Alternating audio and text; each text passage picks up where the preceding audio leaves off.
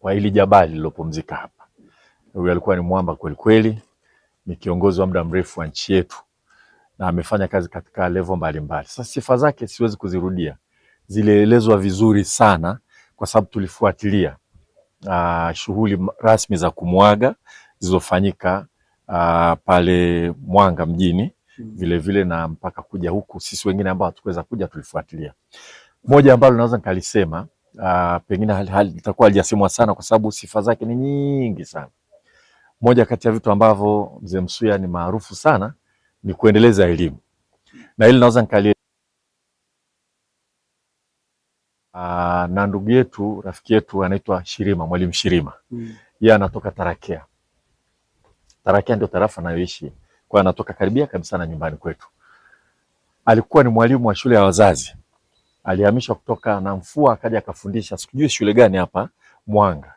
Na siku moja namkuta Dar es Salaam, namuuliza kimekuleta nini, akasema nimekuja kumuona Waziri Msuya wakati wake waziri wa fedha. Kamuuliza sasa wewe yule si waziri wa elimu inakuwaje kuja huku?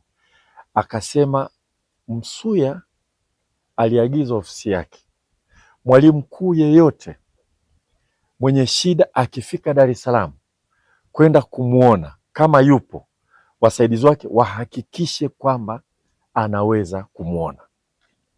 Labda nirudie tena hili. Yeye alikuwa waziri wa fedha, na mnajua waziri wa fedha ni mtu yuko busy kweli kweli.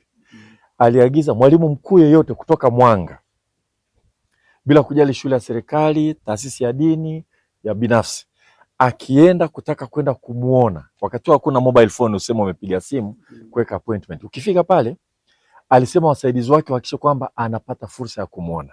Na kwa kweli Shirima alipotoka pale, aliniona kaambia nimemuona, changamoto tuliyokuwa nayo, amesema anakuja kuitatua. Huo ni mfano mmoja ambao nafahamu personally wakati nasoma kule. Lakini tunafahamu jinsi alivyonyanyua wilaya ya Mwanga kielimu sana. Shule zimejengwa, ameendeleza vijana wa hapa sana. Na wakati nilipokuja hapa mwaka juzi nadhani na mchungaji tulikuwa wote Msangeni kule kwenye kufungua library, nililizungumza hili wakati akiwa hai. Nilisema kwa kweli kati ya watu ambao alianzisha kuhakikisha kwamba kila mtoto anasoma mpaka sekondari, alikuwa ni mwamba alilala hapa Mheshimiwa Msuya. Kwa hiyo mimi nimekuja hapa sio tu kwa sababu ni waziri, kwa kweli lazima nije nimpe heshima alipopumzika. Lakini nimekuja vile vile kama waziri wa elimu kuja kutoa heshima kubwa sana kwa huyu ambaye hajapata kuwa waziri wa elimu, lakini alizingatia sana elimu kwenye kuendeleza wilaya ya Mwanga. Amepumzika vizuri, ameishi vizuri. Leo kwa kweli tunakuja kumshukuru Mungu. Mimi nadhani ndio jambo kubwa sana.